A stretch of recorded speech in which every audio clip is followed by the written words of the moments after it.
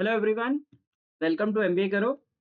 So in this video, we are going to discuss the solutions of SRCC GBO 2025 Quant section. Quant has been on the difficult side in the SRCC GBO examination. They ask questions across all domains, like they will ask you questions from arithmetic, algebra, geometry, modern math, etc. Okay, so one needs to be prepared on all fronts. अगर आपको अच्छा score करना है, जैसे कई students होते हैं वो कुछ कुछ पर्टिकुलर टॉपिक्स पढ़ के जाते हैं, तो अगर आपको ओवरऑल अच्छा स्कोर लाना है क्वांट में तो आपको ये सारी चीज़ें कवर करनी पड़ेंगी। और अभी भी आपके पास थोड़ा टाइम है, आप कॉन्सेप्ट्स को ब्रश अप कर सकते हो। You can do well on this. If you are new to the channel, please don't forget to subscribe to our channel and follow us on social media platforms. If you are looking for mock tests for SRCC GBO, we have 5 mocks. One of the mocks is freely available. You can check it out so that you can practice for the examination. This year they have introduced sectional timing, वो हमने अपने mocks में introduce कर दिए। तो last year sectional timing नहीं थी, इस बार फिर से सेक्शनल टाइमिंग इंट्रोड्यूस हो गई है। So let's start with the questions. Here's the first question. ये थोड़ा सा लेंदी क्वेश्चन था। इट सेज इसमें मिक्स होता है, कुछ एक क्वेश्चंस बहुत स्ट्रेट फॉरवर्ड होते हैं, कुछ एक क्वेश्चंस चैलेंजिंग होते हैं।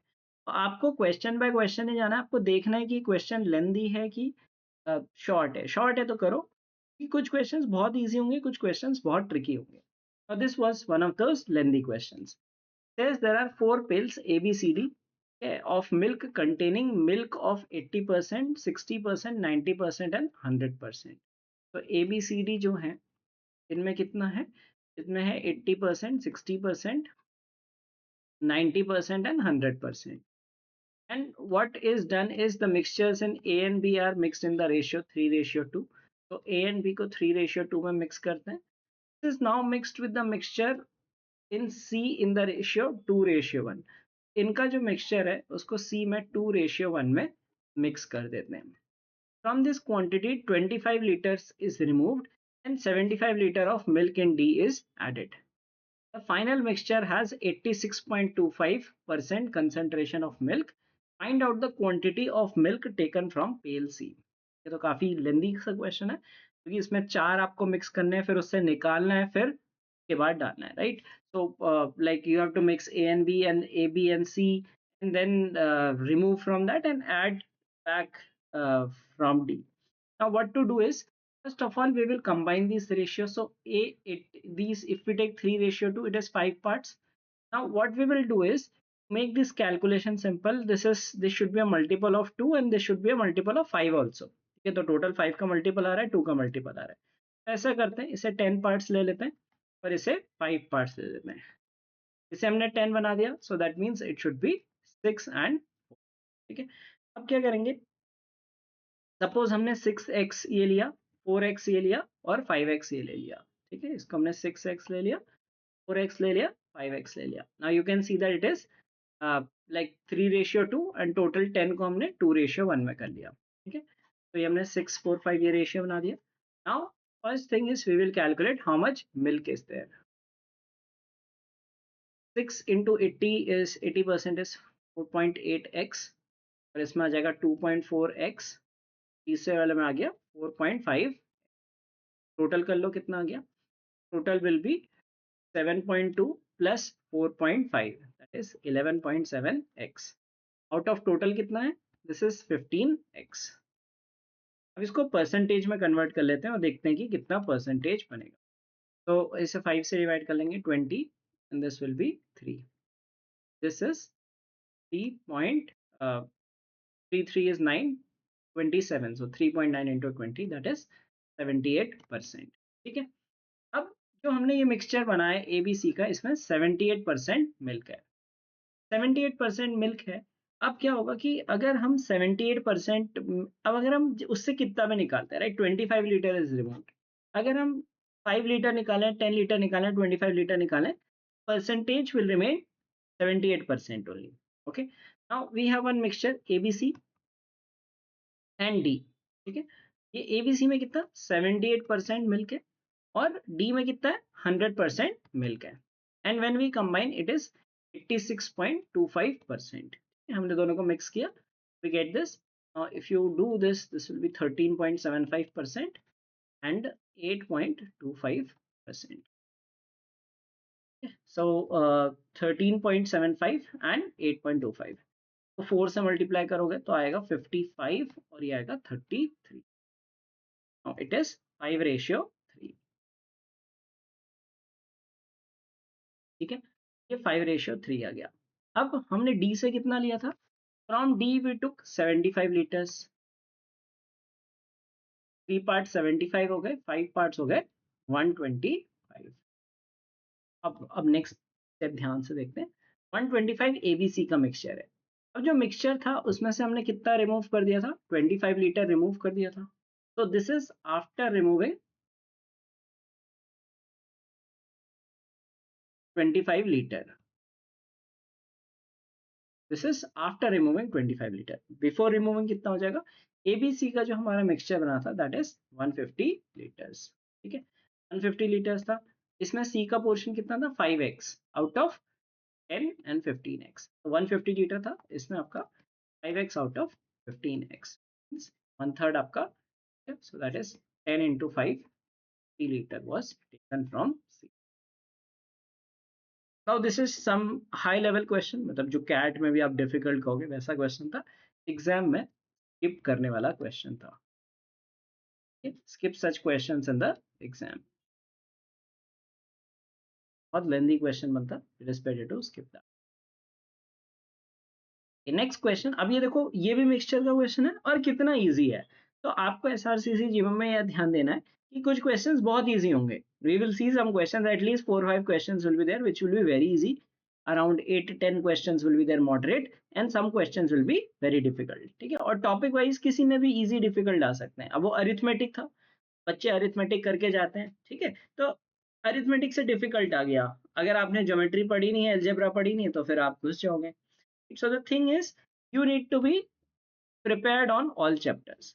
So next question देखते हैं. The ratio of milk and water in 81 liter mixture is 7:2. So 9 parts हमारे कितने हो गए? 9 parts is 81. So that means milk is 63 and water is 18.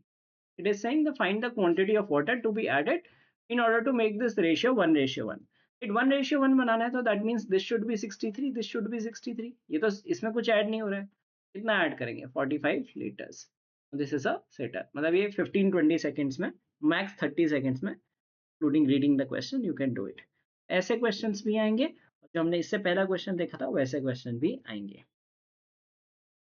Next question. अभी कैलकुलेशन इंटेंसिव क्वेश्चन है, बट इसमें एक चीज समझेंगे कि हम किस तरह से थोड़ा बेटर वे में से सॉल्व कर सकते हैं. ठीक है, now it is about percentage compounding and using of percentages. And I will tell you one more thing about this particular question. An initial amount of P is invested at an annual compound interest rate of R%. Okay. After 5 years, the amount is 144% of the amount after 3 years. Okay. Amount after 5 years is 144% amount after 3 years. थोड़ा जिसको percentages की अच्छी knowledge है would be able to figure out कि ये 20% rate of interest बन रहा है. मतलब अगर ये चीज आप फिगर आउट कर पाते हो तो ये क्वेश्चन आपके लिए आसान है. अदरवाइज ये भी आपके लिए बहुत डिफिकल्ट है. आप फिर उसको स्टेप में कैसे बनाओगे? आप करोगे P 1 plus R by 100 raised to the power 5 is equal to 144% of P 1 plus R by 100 raised to the power 3. फिर P कैंसिल कर दोगे, ये 3 पावर है तो ये यहाँ से कट हो जाएगा, यहाँ पे स्क्वायर बचेगा. ठीक है, तो 1 plus R by 100 का होल स्क्वायर इज 144%, और यू कैन से 144/100. ठीक है, 1 plus R by 100 आपका आ गया, दिस इज 144/100, ये स्क्वायर है तो दैट इज 12/10. R आपका आ जाएगा, R by 100 विल बी 2/10 और 20%. ये अगर आपको 144% पता है कि 12 का स्क्वायर होता है और 20% है, that if you know, so you are better off than most people. Okay, now next thing is like we need to see uh, the difference between compound interest earned in the 4th year and that in the 2nd year is 116160. Find the initial amount. ठीक है, अब क्या करा, ये तो हमने rate of interest निकाला. अब हम इससे करेंगे कि जो amount difference between compound interest earn in the fourth year and second year, ठीक है। अच्छा, अब हम क्या करते हैं, हम टिपिकली क्या लेते हैं, हम ले लेते हैं इनिशियल प्रिंसिपल को 100x। हमें कहाँ तक निकालना है, कंपाउंड इंटरेस्ट कौन सी ईयर में निकालना है, फोर्थ ईयर में निकालना है, ठीक है। तो ये देखो, अगर हम इसको 20% रेट ऑफ इंटरेस्ट, अगर हम 120x करेंगे, सेकेंड ईयर में ये इंटीजर वैल्यूज, उसके बाद डेसिमल में आ जाएगा। अब यहाँ से डेसिमल में आ जाएगा, तो instead of that we will take 10,000x, मतलब चार ईयर्स तक ये डेसिमल में ना पहुंचे, ठीक है। तो ये आपके जीरो इनिशियल ईयर में है, ठीक है। तो like this is year one, okay. This will happen in like this is at the beginning, at the end of year one, ठीक है। ये ईयर वन के एंड में होगा, ईयर टू के एंड में, ईयर थ्री के एंड में, ईयर फोर के एंड में। ये क्या है, आपकी अमाउंट है, like this is the principal and this is amount after 1 year, so that will B, इसको x वेरिएबल ले लो क्योंकि हमें x की वैल्यू निकालनी होगी और फिर इसे सॉल्व करना पड़ेगा, ठीक है। तो ये लेंथी क्वेश्चन है, काफी डिफिकल्ट क्वेश्चन माना जाएगा। तो 12,000x 14400x, नाउ 12 से मल्टीप्लाई करोगे 17280x, एंड बेसिकली हम क्या कर रहे हैं, 1.2 से मल्टीप्लाई कर रहे हैं। तो 12 से मल्टीप्लाई कर दो और एक जीरो रिमूव करते रहो, से 12 से मल्टीप्लाई कर दो, 12 8 is 96, 9 carries, 24 plus 9 33, 3 carries, 84 plus 3 87, 8 carries 20। So ये हमारी वैल्यू आ गई, ठीक है। Now if you know the powers of 12, at least 3 powers तक तो आपको काफी हैंडी रहेगा, ठीक है। अच्छा, ये अमाउंट बन गई। Now what is the question, the question is asking the saying that difference between compound interest earned in the fourth year and that in the second year. अच्छा, थर्ड ईयर पे ये अमाउंट थी, fourth year पे ये हो गई, तो ये compound interest in the fourth year will be how much, इसको सब्ट्रैक्ट कर लो, this is somewhat 56 and 34, 3456x। और यहाँ पे कंपाउंड इंटरेस्ट कितना है, फर्स्ट ईयर सेकंड ईयर में कितना होना, दिस इज 2400।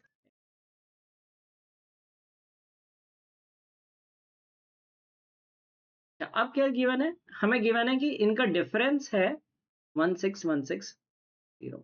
इनका अगर हम डिफरेंस निकालेंगे तो that will be equal to 1056x, that is equal to 116160, ठीक है। अगर आपको अब यहाँ पे कैलकुलेट भी करना पड़ेगा, राइट। यहाँ पे x कितना आ जाएगा, अगर आप देखोगे 1 से डिवाइड करोगे तो 1056 आ जाएगा, ठीक है। तो 1 आया, फिर आपने 1056 किया तो यहाँ पे आ जाएगा 05, 105, आ गया 1, ठीक है। और फिर एक और जीरो बचेगा, तो 110, x इज 110, x इज 110, और उसमें आपको 4 जीरो ऐड कर देना है, so you will get this as the 11 lakh will be the principal amount, ठीक है। अब ये क्या, काफी लेंदी क्वेश्चन है, ठीक है। अगर जिसको ये चीज नहीं पता तो उसको यहाँ पे भी आर निकालना है, कि अगर किसी ने सपोज यहाँ पे सीधे 20% निकाल दिया तो भी बेटर है, फिर वो ये स्टेप करना पड़ेगा, ठीक है, फिर ऐसे निकालना पड़ेगा। Now this is if you are applying this method, in that case skip in the examination. अब इसकी एक डायरेक्ट ट्रिक समझते हैं, जो टिपिकली लोग यूज नहीं करते हैं, और आई बिलीव कई बार करनी चाहिए, कि देखो अगर यहाँ पे कुछ ये आपका निकल के आ गया ना 20%, तो ये समझ लो कि year on year it will go into decimal place, मतलब जीरोस रिड्यूस होते रहेंगे, ये समझ लो, ठीक है। इतनी बात अगर समझ में आ रही है कि जीरोस कम होते रहेंगे, कैसे होंगे, अगर मान लो 100 है, ठीक है, उसको 120% करोगे तो 120 बनेगा, फिर 12 से मल्टीप्लाई कर 1.2 से करोगे 144, इसके बाद डेसिमल्स में आ जाएगा, ठीक है। तो इस मीन्स यहाँ पे डिफरेंस के बाद भी इसमें जीरो बच रहा है, सो दैट मीन्स ये राउंड ऑफ नंबर है, ठीक है। तो एक चीज समझ में आई कि राउंड ऑफ नंबर है, राउंड ऑफ है, मतलब राउंड ऑफ का मतलब है कि मल्टीपल डिजिट्स हैं, क्योंकि फोर्थ ईयर से भी निकालने के बाद भी जीरो बच रहा है, तो there are multiple zeros in this number. ये चीज अगर आपको समझ में आती है ना, तो आप ऐसे क्वेश्चंस को कंपैरेटिवली अच्छे वे में कर सकते हो, rather than applying formula and doing everything. तो ये चीज समझना बहुत जरूरी है कि जब हम कंपाउंड करते हैं तो जीरोस रिड्यूस होते रहते हैं, ठीक है। ये चीज बहुत इंपॉर्टेंट समझनी है। नाउ वी विल सी कि ये ऑप्शन हम हटा सकते हैं, क्योंकि ये तो नंबर ही ऐसा दे रखा है, तो एक साल का इंटरेस्ट डालोगे तो डेसिमल में आ जाएगा, ये दो जीरोस हैं, ये भी सीधे डेसिमल में दे देगा, तो मेरे पास दो ऑप्शन बचते हैं, ठीक है। अब मैं हिडन ट्रायल मेथड बता रहा हूँ, जो हिट एंड ट्रायल वर्क करता है एग्जाम में। तो last year I had score of 366, quant में भी शायद मेरे 90 मार्क्स थे, एक क्वेश्चन ही रिमूव हो गया था, and apart from that I think I had gotten most of the questions correct, 90 या ऐसे कुछ मार्क्स थे। दो दो क्वेश्चन, शायद दो तीन क्वेश्चन मैंने अटेम्प्ट नहीं किए थे, most of the questions I was able to attempt including this one. ठीक है, तो इस क्वेश्चन को किस ट्रिकी वे से किया था मैंने। नाउ सी दिस, अब थोड़ा आपको कुछ चीजें ये समझनी चाहिए, राउंड ऑफ समझना चाहिए, डिविजिबिलिटी रूल्स आने चाहिए। ठीक है, so I would blindly go with the option seeing that it is a multiple of 11। जैसे कैसे हो गया, 1 plus 6 7 13, 13 और 2, 13 और 2 11 का डिविजिबल, 11 का मल्टीपल है, तो मैं ब्लाइंडली इसको मार्क कर सकता हूँ। रिमेंबर दिस, अभी हम और भी क्वेश्चंस देखेंगे, कुछ एक क्वेश्चंस मैंने ऐसे ही मार्क कर दिया और वो सही हो गए, बताऊं क्यों? क्योंकि ऑप्शंस बहुत इजीली एलिमिनेट हो रहे थे। तो अगर आपको थोड़ा बहुत क्वांट आती है, क्वांट मैथमेटिक्स नहीं बोल रहा हूँ, क्वांट आती है, you can do well, and quant means these techniques, numerical techniques help you do better in the examination। okay, now this was easy question। ठीक है, तो कुछ easy भी थे, कुछ difficult भी थे। The largest number that divides 621, 928 and 335 leaving remainders of 3 4 5 respectively is। इससे आपको 3 4 5 का रिमाइंडर निकाल देना है। तो आप क्या कर लोगे, ये आ जाएगा 618 और 924, ये आ जाएगा 330। और इसका पूछा है HCF, हाईएस्ट कॉमन फैक्टर। जब रिमाइंडर, रिमाइंडर का मतलब क्या है, रिमाइंडर हटा दो तो वो नंबर डिवाइड हो जाना चाहिए, तीनों नंबर डिवाइड हो जाने चाहिए। You see the HCF will be 6। तो काफी इजी क्वेश्चन था। तो कुछ ऐसे इजी भी क्वेश्चन थे जो विद इन 1 मिनट हो सकते थे, और कुछ क्वेश्चंस बहुत ट्रिकी भी थे, कुछ ऐसे थे जिनमें ट्रिक्स लगा के इन्हें सॉल्व करना पड़ता। Now x is a natural number, this means a natural number, when you are given this symbol element of n, that means natural number, and x is equal to this, find the value of x। पहले इसको करते हैं conventional way से, फिर मैं direct आपको trick बता दूंगा कि कैसे कर सकते हैं। तो ये आपके लिए 5 सेकंड का क्वेश्चन हो जाएगा, क्वेश्चन देखते ही आपने आंसर कर दिया। ठीक है, पहले देखते हैं इसको सॉल्व प्रॉपर वे में कैसे किया जाता है। एक्स हमने ये ले लिया, ठीक है, अब इसको स्क्वायर कर दो, तो एक्स स्क्वायर कितना बन जाएगा, 210 प्लस, क्योंकि ये रूट हट जाएगा, ठीक है, तो इसके अंदर बचेगा 210 plus under root 210 plus under root 210 plus and so on till infinity. ठीक है, तो ये पार्ट क्या है, this is again what is X only, कि जो भी हमने एक्स की बात की थी that is same thing. So we can say X square is equal to 210 plus X, we will get X square minus X, 210 भी इधर लेंगे, माइनस 210 इक्वल्स टू 0। ये दो फैक्टर्स में डिवाइड करोगे तो you will get x plus 14, x minus 15 equals to 0। तो ये आपका जो सॉल्यूशन करके आएगा, तो x will be equal to minus 14 और 15। क्वेश्चन में हमें क्या गिवन है, this is a natural number, so this means we will accept the value of x as 15। तो ये तो था प्रॉपर इक्वेशन मेथड से, जिस तरह से हमारा रिजल्ट आए। Now we will see the direct method. ठीक है, अगर कभी भी ऐसा क्वेश्चन आ जाए तो आपको डायरेक्टली कैसे करना है, डायरेक्ट ये करना है। ठीक है, जो भी आपको वैल्यू दिया है, जो भी नंबर दिया है, जो रूट के अंदर let's say it is x number, आपको क्या करना है, इससे दो कॉन्जिक्यूटिव नंबर्स का मल्टीपल देखना है। ठीक है, तो ऑप्शंस देख लो, अगर आप 14 और 15 मल्टीप्लाई करते हो तो कितना आता है, 210 आता है। ठीक है, तो ऑप्शन देख लो, अगर आपको नहीं फिगर आउट हो पा रहा है, ऑप्शन लिख लो, फिगर आउट हो जा रहा है बहुत अच्छी बात है। ठीक है, 14 इंटू 15 हो गया। ठीक है, एक्स क्या हो गया, मतलब जो ये वैल्यू है, सॉरी ये यहाँ पे let's say the number is why, ऐसे करके नंबर है, तो y को देखना है आपको दो कॉन्जिक्यूटिव मल्टीपल्स, 14 इंटू 15 हो गया, इसमें जो लार्जर नंबर है वो ले लेना है। ठीक है, तो लार्जर नंबर पिक कर लेना, तो 14 इंटू 15 बना था तो हमने आंसर 15 पिक कर लिया। ठीक है, अब क्यों होगा ये भी समझ लेते हैं लॉजिक, 14 क्यों नहीं लेना है ये भी समझते हैं। अगर मैं कहूँ कि x is equal to under root 210, 14 का स्क्वायर कितना होता है, 14 स्क्वायर इज 196, 3 का स्क्वायर होता है 225। अगर मैं x को 210 मानता हूँ तो ये 14 पॉइंट समथिंग होगा। ठीक है, 14 पॉइंट समथिंग होगा, अरे ये 14 पॉइंट समथिंग से बड़ा है ना, इसके अंदर भी तो रूट के अंदर रूट के अंदर रूट के अंदर रूट बन रहा है, 14 से तो बड़ा ही है, तो 15 हो सकता है। ठीक है, so that's how you do it, direct method है, ये समझ लेना, इस तरह से इतना लंबा करने की जरूरत नहीं है, ये वाली चीज याद रखना, ठीक है। ऑलराइट, तो इस सॉल्यूशन वीडियो में आप बहुत सारी टेक्निक सीखेंगे, how to solve questions in a smart manner. Okay, now this was a question on base system. Base system काफी लोग करते नहीं है, तो उनके लिए काफी डिफिकल्ट क्वेश्चन हो सकता है, बट किसी ने अगर बेस सिस्टम का बेसिक किया हुआ है, so should have been able to do this. अगर आप बेस सिस्टम पढ़े हुए हो कि what is base system and how we approach problems in that, so you could have been able to do this. Okay, so it says when a natural number is expressed with base 2, its 6 digit expression is same whether it is read left from left to right or from right to left, ठीक है। 6 digit का number है, left to right और right to left same है, expression has 2/3 of its digit as 1, 2/3 of its digits मतलब 4 बार 1 आएगा और 2 बार 0 आएगा, ठीक है। then the representation of the sum of such numbers with base 2 will be, तो हमें क्या नंबर निकालना है, 4 बार 1 आना चाहिए, 2 बार 0 आना चाहिए, ठीक है।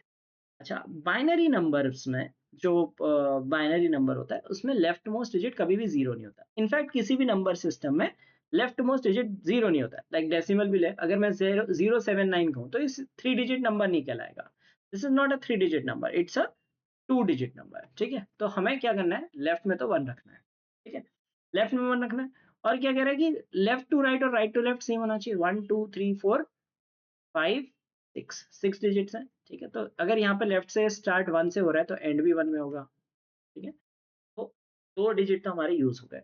अब क्या हो रहा है, सेम सिमेट्रिकल डिजिट है, तो अगर हम यहाँ 1 रख लेंगे तो ये भी 1 बन जाएगा और ये 0 0 बन जाएगा, ठीक है। दूसरा सिनेरियो लेते हैं, ये तो 1 1 होगा, अगर हम यहाँ 0 रखते हैं तो ये दोनों 1 हो जाएंगे, ठीक है, 1 हो जाएंगे तो ये 0 हो जाएगा। अब इन दोनों को ऐड कर लेंगे, दो ही केस बनेंगे, इन्हें ऐड करना है, ठीक है। देखो दो तरीके हैं, एक है इसको आप डेसिमल में कन्वर्ट करोगे फिर ऐड करोगे, उससे अच्छा बेटर वे बताता हूँ कि बाइनरी में ही कैसे ऐड कर सकते हैं, ठीक है। एडिशन का मेथड क्या होता है कि जब हम ऐड करते हैं, राइट, देखो हमें डेसिमल नंबर्स में ऐड करना था, उसको समझोगे तो इसमें समझ में आ जाएगा कैसे करना है। अगर हमें सपोज एक नंबर ऐड करना है 7926 प्लस 189, ठीक है, हम इसको कैसे ऐड करते हैं, हम कहते हैं 6 + 5 11, 1 लिखते हैं, 1 कैरी कर लेते हैं, ठीक है। फिर क्या करते हैं, हम इन तीनों को ऐड कर लिया, हमने कहा कि 9 2 11 12, 2 लिखा और 1 कैरी कर लिया, ठीक है। तो यहाँ पे क्या करते हैं, 10 18, 8 लिखा और फिर हमने 1 कैरी कर लिया, फिर हम इसे ऐड कर लेते हैं, ऐसे करते हैं, ठीक है। बेसिकली हम जब 6 और 5 को ऐड कर रहे हैं, 6 और 5 को ऐड करके हमारे पास 11 आ रहा है, पर हम सिर्फ 1 लिख रहे हैं, हम क्या कैरी कर रहे हैं, हम एक्चुअली 10 कैरी कर रहे हैं, ठीक है? इसमें से हम 1 यहाँ लिख रहे हैं और 10 यहाँ ले जा रहे हैं, ठीक है, क्योंकि बेस कितना है हमारा, बेस 10 है, ठीक है, तो हम बेस कैरी कर लेते हैं, राइट।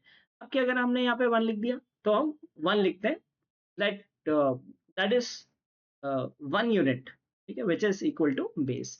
अब यहाँ पे हमने क्या करा, यहाँ पे 12 बनाया, तो 12 में हमने 2 लिखा और हम यहाँ से 10 कैरी कर रहे हैं, क्योंकि यहाँ पे हम सिर्फ लास्ट डिजिट लिखते हैं, तो decimal number is the easiest to understand, ठीक है।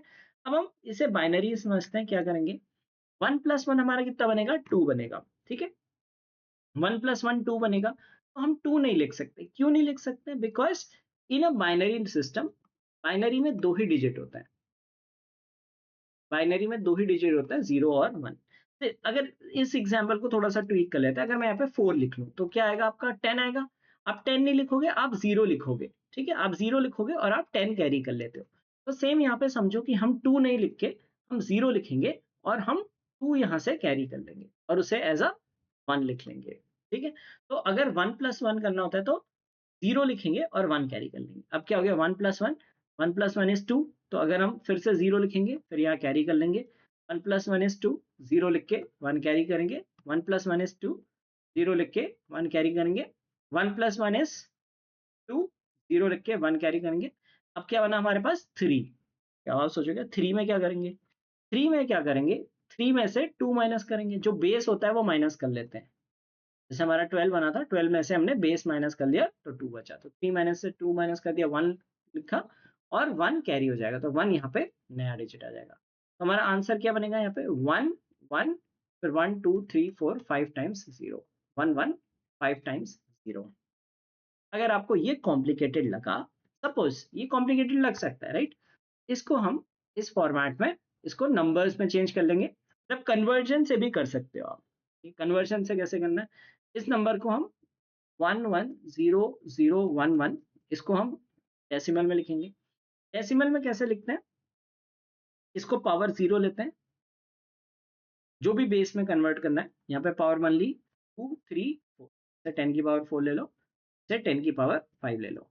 10 की पावर 5 कितना होता है, सॉरी 2, बेस हमारा 2 है, यहाँ पे 2 लेंगे क्योंकि हमारा बेस बाइनरी है। 2 की पावर 5 कितनी होगी, 32, प्लस दिस इज 16, प्लस 2 की पावर 1 इज 2, और ये आपका आ गया 1। ठीक है, तो 48 प्लस 3 51, 51 हो गया। ठीक है, दूसरा नंबर था 1 0 1 1 0 1, से 2 की पावर 0 लिखोगे, 2 की पावर 1 2, 2 की पावर 2, 2 की पावर 3, एंड 2 की पावर क्या बन गया 32 प्लस 8 प्लस 4 प्लस 1, तो 45 बन गया। इन दोनों को ऐड करो तो 96 आएगा। ठीक है, अच्छा अब बाइनरी में आपको फिर से कन्वर्ट करना पड़ेगा। 96 को आप कैसे कन्वर्ट करोगे, बाइनरी डेसिमल को बाइनरी में कन्वर्ट करना 96 है, इसे रिपीटेडली 2 से डिवाइड करते रहेंगे और रिमाइंडर्स नोट करते रहेंगे। ठीक है, इससे को 2 से डिवाइड करोगे तो 48 आएगा, रिमाइंडर बचेगा 0। 2 से डिवाइड करोगे 24 आएगा, रिमाइंडर बचेगा 0। 2 से डिवाइड करोगे 12, रिमाइंडर इज 0। 2 से डिवाइड 6, रिमाइंडर इज 0। 2 से डिवाइड 3, रिमाइंडर इज 0। 2 से डिवाइड 1, रिमाइंडर इज 1, और जो बचता है उसे ऐसे रिवर्स ऑर्डर में लिख लो, 1 1 1 2 3 4 5, दैट इज अवर आंसर। ठीक है, now this is a rare topic which very few people practice. ठीक है, तो you can choose to skip this also, because मतलब अगर आप कंपटीशन की पॉइंट ऑफ व्यू से देखें तो कैट के लिए भी बहुत कम लोग इसे प्रिपेयर करते हैं। तो very few people would have been able to attempt this question, लेकिन अगर आपने प्रैक्टिस किया तो ये डुएबल क्वेश्चन था। थोड़ा अगर आपने मान लो सपोज कैट के लिए बेस सिस्टम पढ़ा था और वहां यूज नहीं आया, तो यहाँ पे आप इसे कर सकते थे।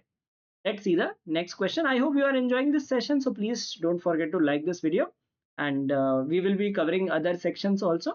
And we have already covered past papers. आप हमारे चैनल पे सर्च करना है SRCC GPO 2024 2023। ठीक है, उस सबके आपके सॉल्यूशंस मिल जाएंगे सारे सेक्शंस के। That will help you understand कि कैसे क्वेश्चंस को सॉल्व किया जा सकता है।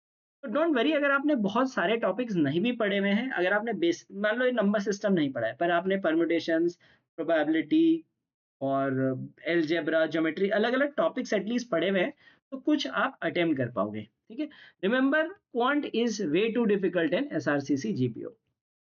if you are preparing for SRCC GPO and are looking for a course, right, we have a course on which is for multiple exams, right? So it has entire syllabus coverage, practice sheets, and it will also have SRCC GPO mocks included in. The price is 3,000. You can contact us in order to enroll in it, because it's a combined course, so we will reduce the price for you. Alright, so let's see the next question. ये doable question था, तो मैं हर question में बताऊंगा कौन सा doable था, कौन सा नहीं था। ये डुएबल क्वेश्चन था, ये आपको करना चाहिए था।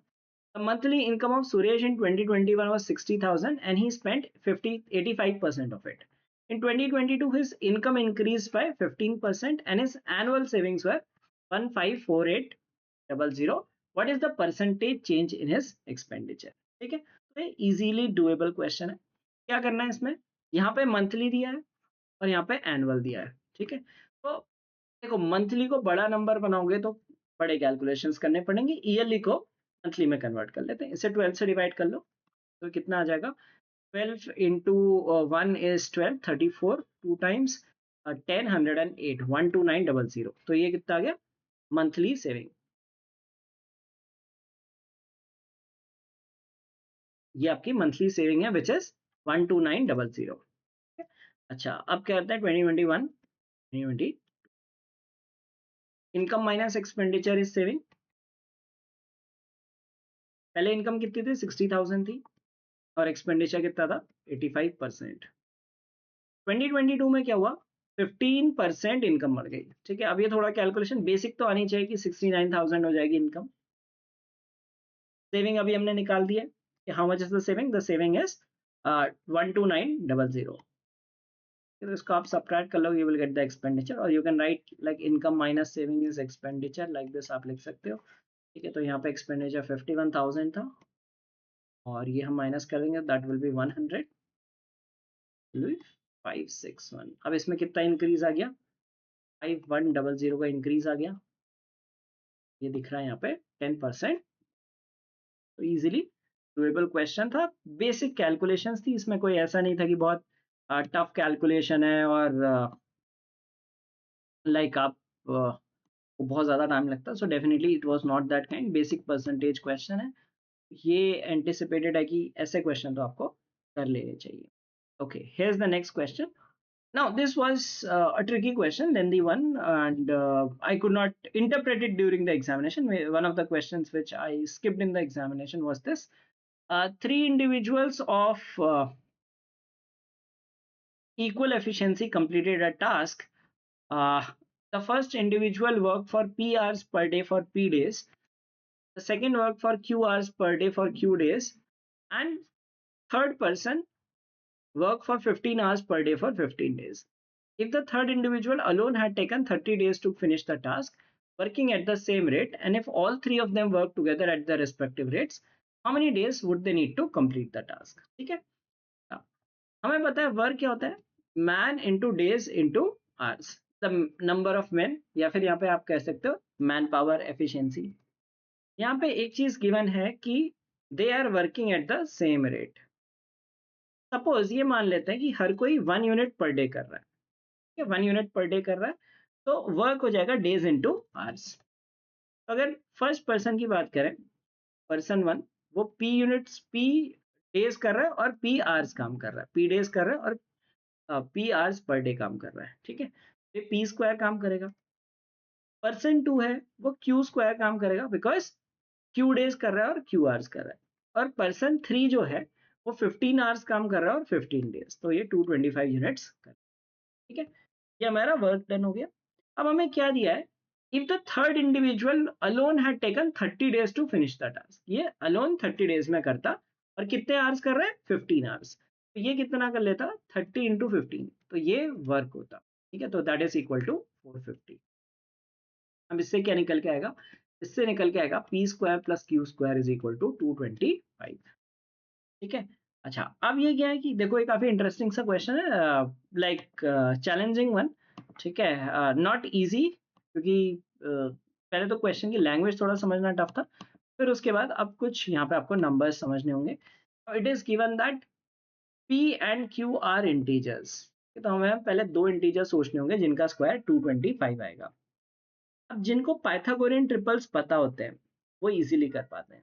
पाइथागोरियन ट्रिपल्स लिख देता हूँ मैं कुछ यहाँ पे, 3 4 5, then you have 5 12 13, then we have 8 15 17 7 24 25। ये मोस्ट कॉमन पाइथागोरियन ट्रिपल्स होते हैं। ठीक है, अब यहाँ पे क्या हो रहा है, 15 स्क्वायर बन रहा है, 5 का मल्टीपल है, इंटू 3 कर दोगे, क्या हम 9 12 15 ले सकते हैं, 9 square plus 12 square is 15 square, that's right. P और क्यू की वैल्यूज 9 एंड 12 है, इन एनी ऑर्डर, ऐसा नहीं है कि पी ज्यादा अच्छा है या क्यू ज्यादा बड़ा है, ऐसा कुछ नहीं गिवन है। तो P and Q R 9 and 12, right. अब क्या कह रखा है, if all three of them work together at the respective rates. ठीक है, अब ऑल थ्री काम कर रहे हैं, और कितने कर रहे हैं। अब यहाँ पे थोड़ा सा मुझे इसलिए ये ट्रिकी लगा कि यहाँ पे हमें डेज पूछा है, ठीक है, आवर्स कितने कर रहे हैं ये गिवन नहीं था, ये मुझे लगा कि यहाँ पे आवर्स गिवन नहीं था, तो ये मुझे क्वेश्चन थोड़ा सा इनकम्प्लीट लगा। आई थिंक ये क्वेश्चन चैलेंज किया गया था, and how did they like, but did they accept और नॉट। तो नाउ लेट्स सी कि अगर ये पी 9 हो गया, एक 12 हो गया, तो 9 यूनिट्स कर रहा है, दूसरा 12 यूनिट्स कर रहा है, तीसरा 15 यूनिट्स कर रहा है, and they work for how many days. ठीक है, अब like like this is the number of hours, मतलब थोड़ा सा यहाँ पे मतलब मुझे ये चीज लगी कि रिस्पेक्टिव रेट्स, रेट्स तो सबके सेम देते, तो यहाँ पे थोड़ा सा इंटरप्रिटेशन ये हो सकता है, because I was not able to do in the examination because that time I could not understand the meaning. तो यहाँ पे रिस्पेक्टिव रेट्स का मतलब क्या हो सकता है कि रिस्पेक्टिव नंबर ऑफ आवर्स, क्योंकि रेट तो सबका सेम है ना, यहाँ पे नंबर ऑफ आवर्स लेके चलते हैं। ठीक है, हमने एक के 9 आवर्स निकाले, एक के 12 आवर्स निकाले, एक के 15 आवर्स निकाले, and into the time we are asked कि how many days they would take. ठीक है, तो हमारा वर्क कितना है total 450।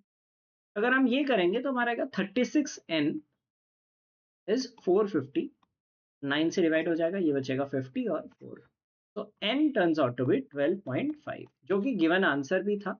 Right answer is 12.5 days. So थोड़ा सा लैंग्वेज इश्यू था, but question was a tough one which could not have been done in the examination. A boat travels 40 kilometers downstream and then returns the same distance upstream, taking a total time of 6 hours for the entire journey.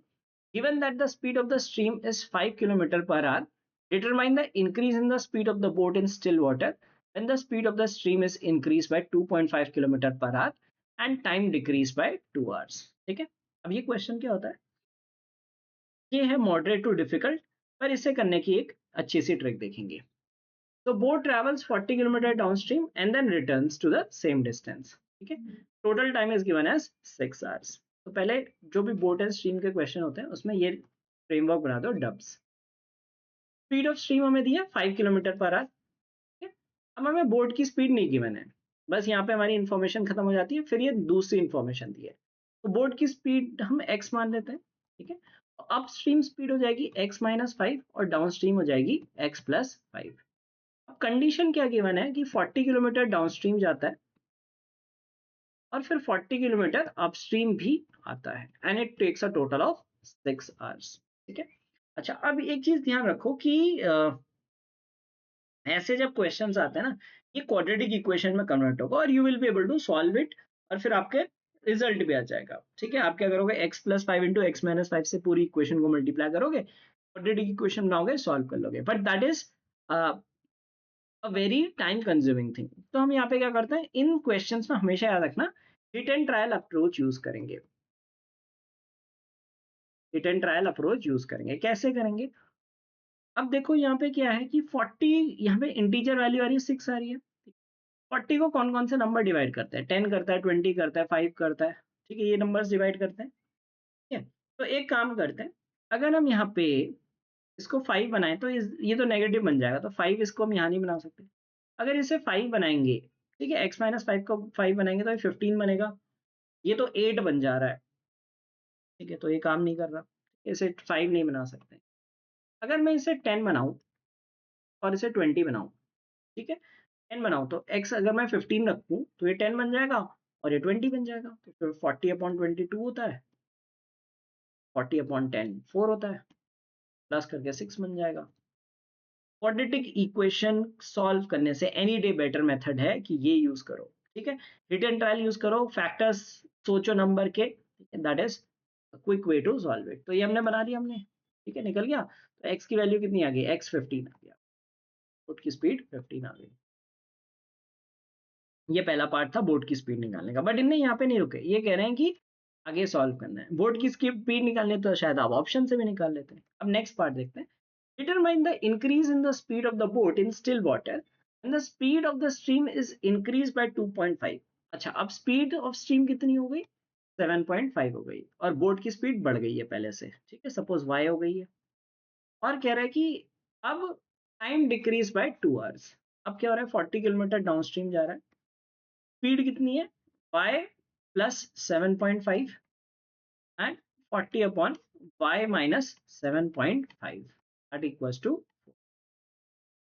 अब यहाँ पे भी थोड़े अगर आप factors देखोगे तो शायद आपसे नहीं बनेगा।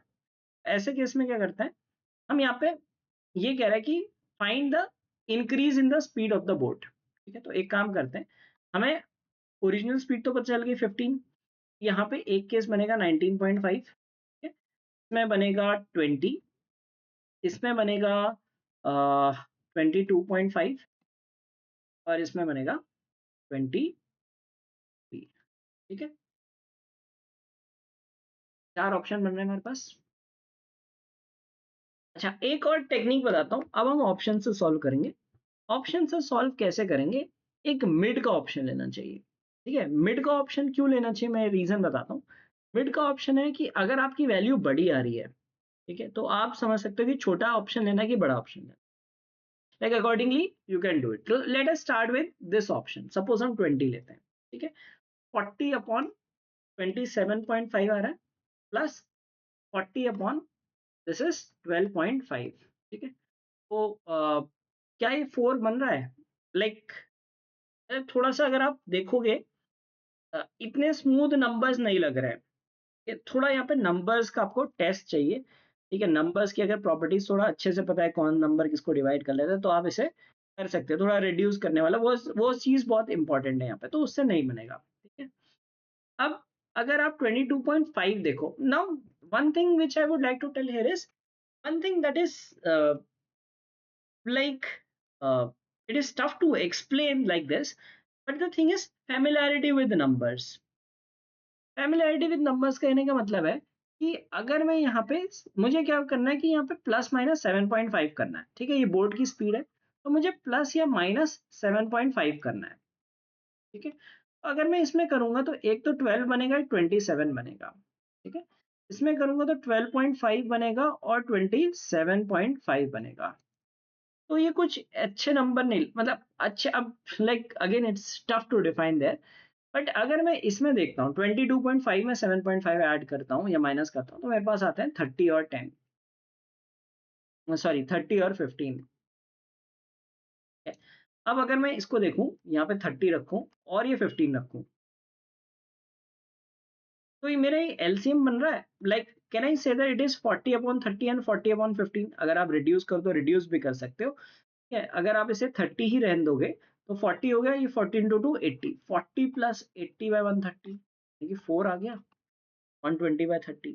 So this is how you would attempt this question using options, hit and trial और options वैसे ही पॉसिबल है, अदरवाइज ये क्वेश्चन भी बहुत डिफिकल्ट था। तो remember that there are some questions which are going to be very difficult, some questions that are going to be solved using such techniques. मतलब और ये चीज ऐसी कि over the time period build होती हैं। एंड अगर आप S R C C G P और नेक्स्ट ईयर की प्रिपरेशन कर रहे हो, तो मैं कहूंगा कि पहले आप कैट की प्रिपरेशन अच्छे से करो और तब जाके इस लेवल पे पहुंचो, क्योंकि ये इतनी जल्दी बिल्ड नहीं होगी। Now this was a question which was a sitter. Sitter कैसे है, पहले इसको देख लेते हैं कि बहुत आसान क्यों है, फिर इसे सॉल्व भी कर लेंगे।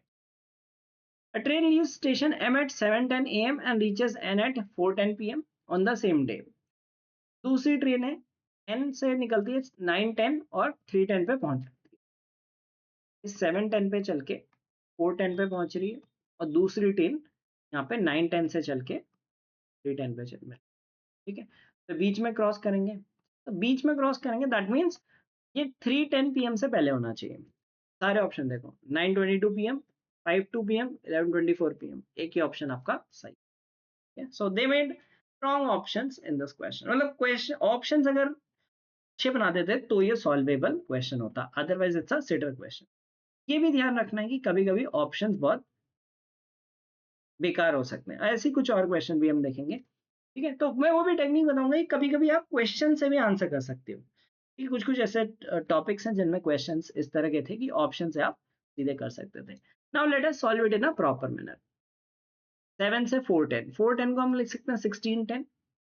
और यहाँ पे कितना टाइम लगा, 9 आवर्स लग गया। इसे लिख सकते हैं 15:10 because it is in PM. तो यहाँ से यहाँ तक कितना टाइम लग गया, यहाँ से यहाँ तक लग गया 6 आवर्स। राइट, अब इस क्वेश्चन में क्या करते हैं, हम जो टाइम गिवन है ना उसका एलसीएम ले लेते हैं। तो एलसीएम कितना हो गया, 9 और 6 का एलसीएम हो गया 18। तो डिस्टेंस मान लो 18 किलोमीटर। ठीक है, डिस्टेंस यहाँ से यहाँ तक 18 ले लो। और इसकी स्पीड कितनी हो जाएगी, स्पीड विल बी 2 और इसकी स्पीड हो जाएगी। ठीक है, अब आपको यार ये 2 की स्पीड 3 की स्पीड ऐसा नहीं करना है कि अगर आपको मान लो 1800 बना लो, अगर आपको लग रहा है 200 300 की स्पीड, थोड़ा थ्रिल डालते हैं इतनी तेज ट्रेन। ठीक है, बट सिंप्लिसिटी पुट 2 एंड 3। क्या करना है, जो पहली ट्रेन है उसे मूव कराते हैं, क्योंकि ये 7:10 पे स्टार्ट हो गई, ये 9:10 पे स्टार्ट हुई, तो 7:10 से स्टार्ट करा देते हैं इसे 9:10 तक।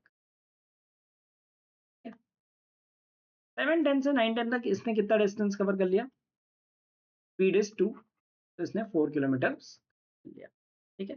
रिमेनिंग कितना है, रिमेनिंग डिस्टेंस है 14 किलोमीटर्स। देखो आप कुछ भी 2:3 के मल्टीपल में कुछ भी ले सकते हो, ठीक है, जरूरी नहीं आप 2 लो, आप 20-30 भी ले सकते हो, कुछ भी ले सकते हो। I two very small number to make calculations very simple. अब डिस्टेंस कितना बचा 14। ये ट्रेन, अब दोनों ट्रेन मूव कर रही है, ठीक है, ये ट्रेन मूव कर रही है 2 की स्पीड से, ये ट्रेन मूव कर रही है 3 की स्पीड से, तो इनकी नेट स्पीड कितनी होगी 5, तो टाइम कितना लगेगा 14/5 और 2.8 आवर्स, ठीक है। 2 आवर्स और 0.8 को आप कितने मिनट्स में कैसे लिख सकते हो, 48 मिनट्स, 60 इंटू 0.8 और 60 इंटू 4.5 आप करोगे तो दैट विल गिव यू 48। तो कितना लगा 2 आवर 48 मिनट्स। 2 आवर 48 मिनट्स कब से लगेगा, 9:10 से 2 आवर 48 मिनट्स लगेगा, तो आंसर आएगा 11:58, ठीक है। तो कॉन्सेप्चुअली भी देख लिया कैसे करना है, अदरवाइज ये तो ऑप्शन से ही कर सकते थे क्योंकि बीच में ही मिलेंगी, right. 3 critics review a book. Odds on favor of the book are 5:2, 4:3, and 3:4 respectively. For 3 critics, what is the probability that the majority of the critics are in the favor of the book? So, like there are 3 critics, and it is a question based on like combined probability. Okay, so in which you have to add the probabilities. So let's see कि इसे कैसे करना है। तो जो ए है, favour of the book 5:2, सो 5/7, ठीक है, ये फेवर में करेगा। देखो फेवर, ऑड्स ऑन फेवर, तो ऑड्स ऑन फेवर का मतलब होता है ये फेवर में, ये नॉट फेवरेबल में, तो टोटल 5/7। सी करेगा आपका 4/7 एंड सी करेगा 3/4, सॉरी 3/7, ठीक है। Now it is saying the probability that majority of the critics are in favour of the book. Majority of the critics are in favour of the book का मतलब है कि या तो तीनों फेवर में होंगे, या फिर ए और बी फेवर में है और सी फेवर में नहीं है, या ए और सी फेवर्स में, B is not in favour, और A is not in favour but B and C are in favour, ठीक है। अब ये देखो, हर केस में डिनोमिनेटर 7 है, तो अगर आप कुछ भी लेते हो लाइक 5/7 इंटू 4/7 इंटू 3/7, तो अगर आप सब में देखोगे डिनोमिनेटर 7 7 7 343 बनेगा, तो उसको रिमूव कर लो और ऑप्शंस में भी हर जगह 343 बनेगा, तो डिनोमिनेटर हमारा 343 बनना है, ठीक है। बस न्यूमिनेटर्स को लेके ऐड कर लेते हैं, ये बन गया 543। ए और बी फेवर में है, तो A in favour means 5, B in favour means 4, C is not in favour. अच्छा, सी फेवर में 3/7 है, तो नॉट फेवर में कितना हो जाएगा, नॉट फेवर में 4/7 हो जाएगा, ये नॉट फेवर में 3/7 हो जाएगा, और नॉट फेवर में 2/4,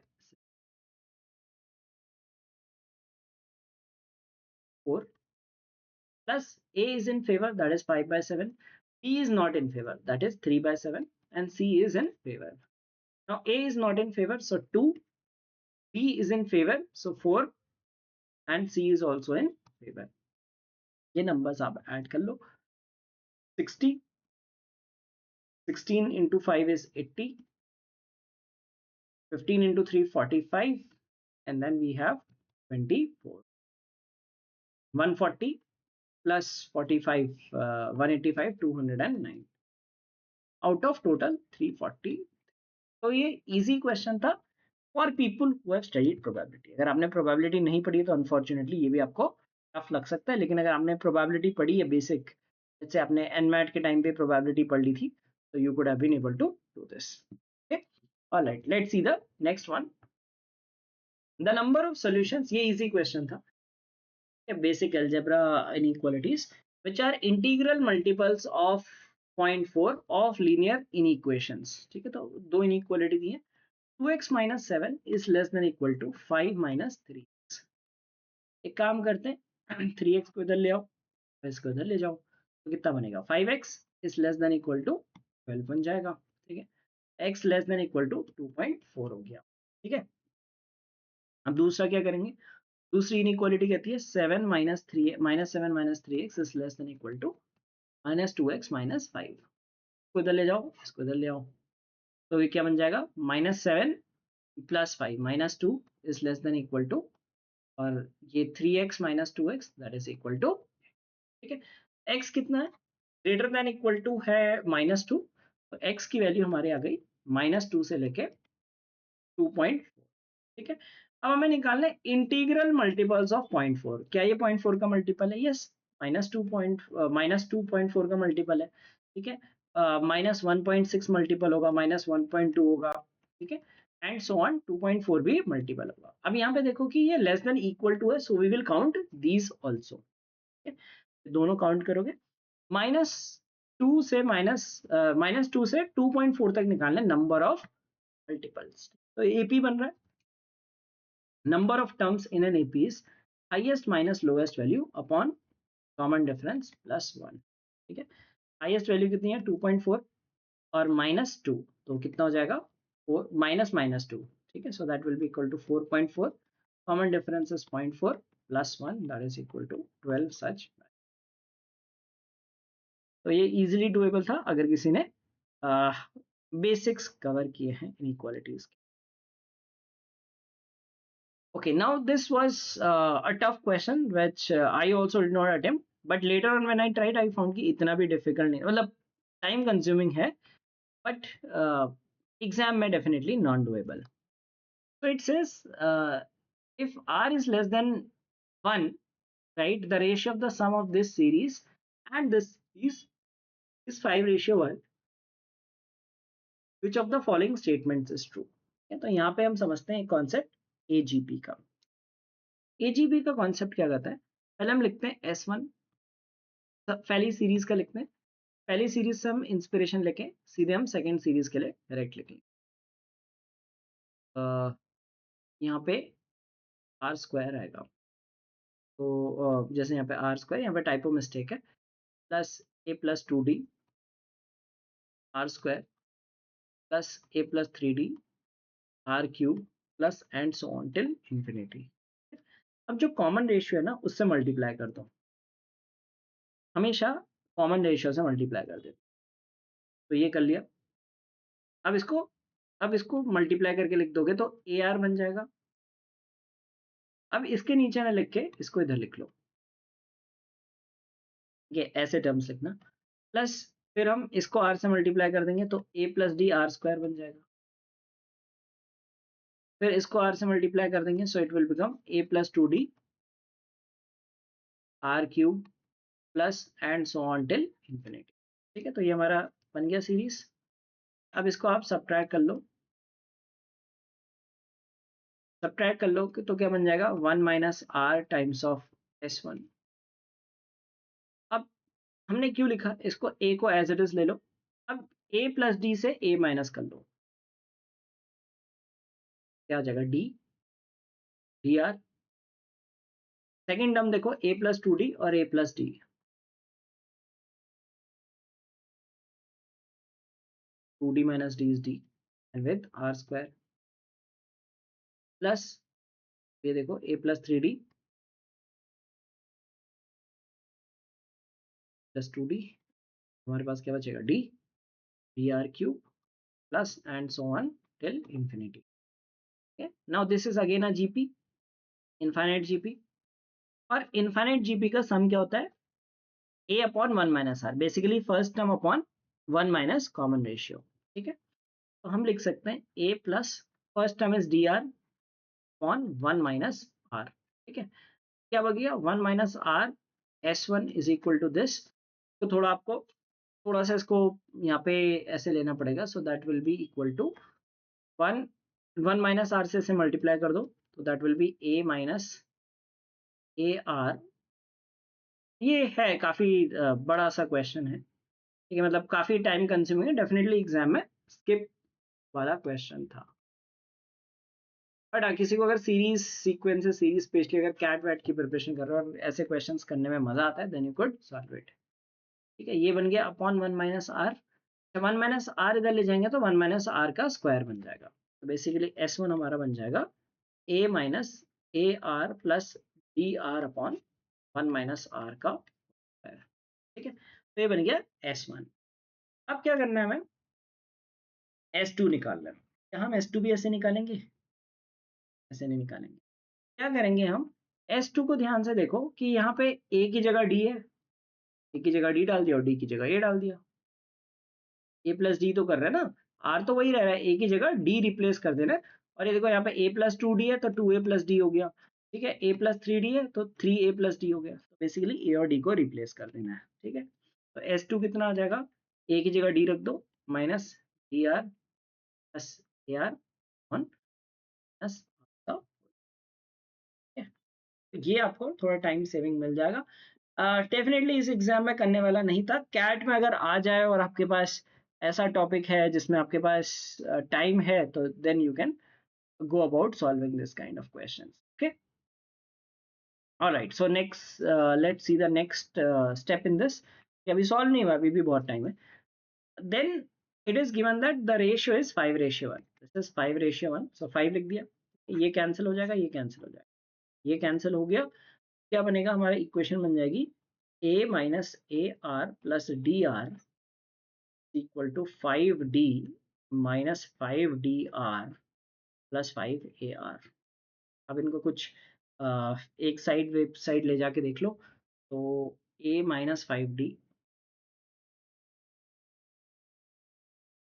इक्वल्स टू AR इधर आ गया और प्लस 6AR बन गया, और DR इधर ले जाएंगे तो माइनस 6DR बन जाए। तो ये हमारी इक्वेशन बन रही है। अब हमें क्या करना है, यहाँ पे ऑप्शन रख के देखना है। तो वही है कि काफी लाइक tiresome question है, isn't it? So that will be 6 times of a minus 5D is equal to 6 times of AR, 6R a minus, ऐसे करके वैल्यूज रख के बन रहा है। And if R is equal to, यहाँ पे अगर हम वैल्यू रखेंगे D1 रखेंगे a माइनस 5D, ठीक है। अगर D1 रखेंगे और a यहाँ पे 5 रखेंगे तो 5 माइनस 5 0 बन जाएगा, और a माइनस डी, तो ये पॉजिटिव नंबर बन रहा है, तो ये तो पॉसिबल नहीं है।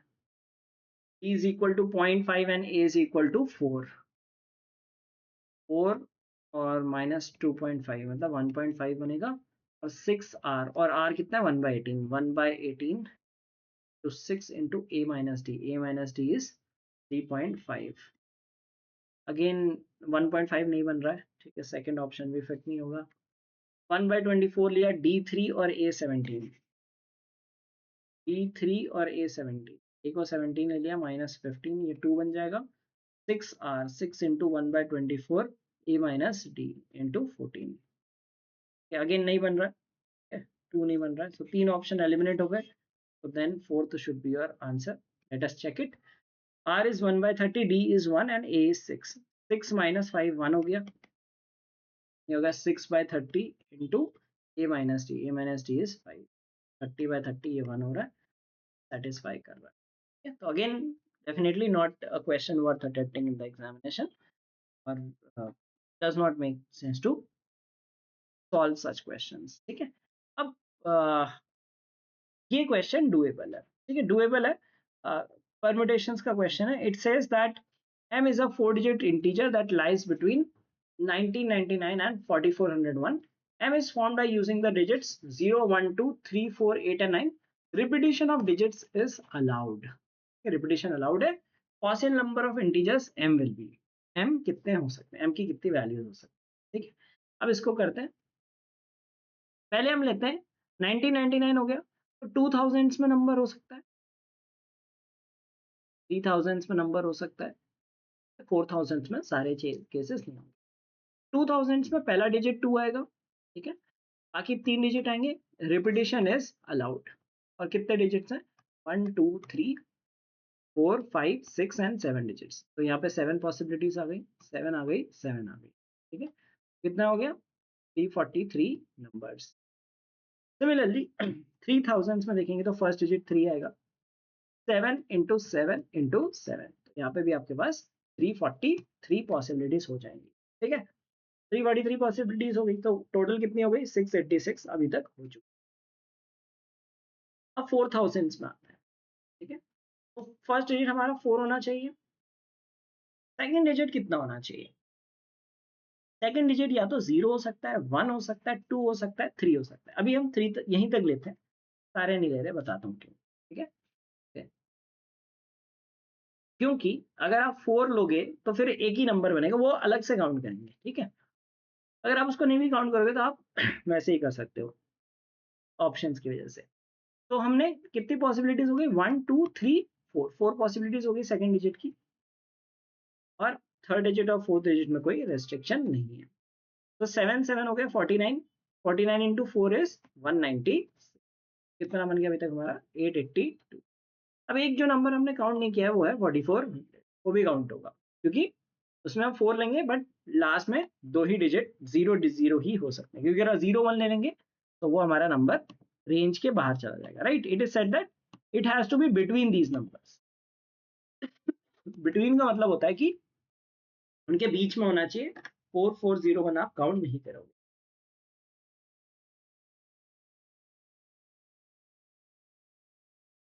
तो 4400 यहाँ पे काउंट हो जाएगा, that will make one more number, answer is 883। तो इजी क्वेश्चन था, provided you have covered permutations well.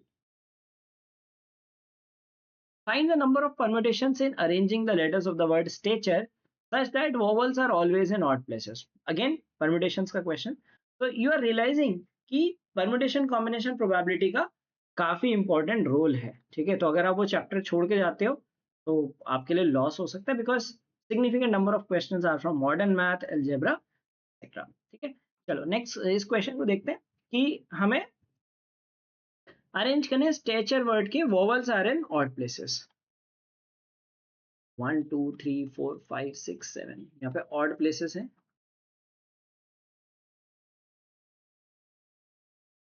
सबसे पहले हम क्या करेंगे, हम वॉवल्स निकालते हैं, कितने वॉवल्स हैं, ए यू ई। ठीक है, तो फर्स्ट हमें, और हमारे पास चार ऑड प्लेसेस हैं, a u e we have 3 vowels and we have 4 places. पहले हमें क्या करना है, पहले हमें 4 में से 3 प्लेसेस सेलेक्ट करनी है जहाँ पे हम वॉवल्स अरेंज करेंगे। तो we will arrange them in 4C3 ways. 4C3 हमने 3 वॉवल्स, 3 प्लेसेस सेलेक्ट की जिसमें हमने वॉवल्स अरेंज करने हैं। ठीक है, क्योंकि हम हर पोजीशन पे नहीं करेंगे। तो first we will select 3 vowels, 3 places, suppose हमने कोई भी 3 कर ली। ये हमने क्या किया, सेलेक्ट पोजीशन,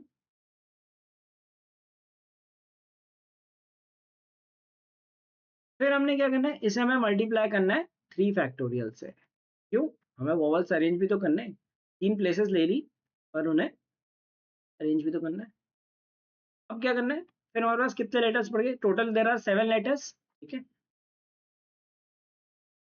कॉन्सोनेंट्स को अरेंज करने के तरीके हो जाएंगे, वॉवल्स अरेंज किए, फिर कॉन्सोनेंट्स को भी अरेंज करना है। ठीक है, अब देखो इसमें एक चीज ध्यान देने वाली है कि टी इज रिपीटिंग 2 टाइम्स। ये तो बहुत अच्छा क्वेश्चन था, टी 2 बार आ रहा है, तो यहाँ पे हम 2 फैक्टोरियल से डिवाइड करेंगे। क्यों करेंगे, यहाँ पे टी 2 बार आ रहा है। ठीक है, तो आपका आंसर आ जाएगा, हम निकाल देते हैं, 4C3 इज 4, 3 फैक्टोरियल इज 6, 24/2, 12 हो गया, 24 into 12 you will get 288 as the answer. कुछ लोगों ने यहाँ 576 भी किया होगा, वो टी वाला केस भूल गए होंगे, तो वो भी आपको ध्यान में रखना। परम्यूटेशन का अच्छा क्वेश्चन था, testing the concepts of permutations as well as array. Okay, now here's the question which I attempted blindly in the examination, got it correct. I will tell you why. एक option अजीब सा दिख रहा है। ठीक है, 3 option एक जैसे हैं, एक ऑप्शन अजीब सा दिख रहा है, तो आंसर। ठीक है, अच्छा इसको प्रॉपर वे में सॉल्व करेंगे। मैंने एग्जाम में ऐसे किया था, to be honest, like I am telling you कि हर क्वेश्चन पॉसिबली सॉल्व नहीं हो सकता। ठीक है, but I was able to get, I think apart from 3 4 questions I was able to do most of them. So this was how I approached the question, क्योंकि बाकी मुझे लगे कि ऑप्शंस अलग ही दिख रहे हैं। ठीक है, अच्छा पहले इसको करना क्या है, a circle of radius 2 centimeter lies in the first quadrant। ठीक, फर्स्ट क्वाड्रेंट मतलब इस साइड को है, its centre is at the intersection point of the curves. ठीक है, इसका सेंटर कहाँ पे, इन दोनों के इंटरसेक्शन पॉइंट पे। इंटरसेक्शन मतलब कि ये दोनों कहाँ पे कट करेंगे, तो दोनों को इक्वेट कर लेते हैं। ठीक है, कभी भी इंटरसेक्शन पॉइंट निकालना हो तो दोनों इक्वेशंस को इक्वेट कर लेते हैं। So y is equal to this, so we will say x square plus 7x plus 10 is equal to 2x² plus 5x minus 5। तो इसे इधर ले जाओगे तो बचेगा x² और इसे -7x कर लोगे -2x and this is -15 equals to 0। ठीक है, अब ये आ जाएगा x minus 5 x plus 2 equals to 0। तो x इज इक्वल टू 5 और -2। ठीक है, दोनों में से एक ऑप्शन होगा।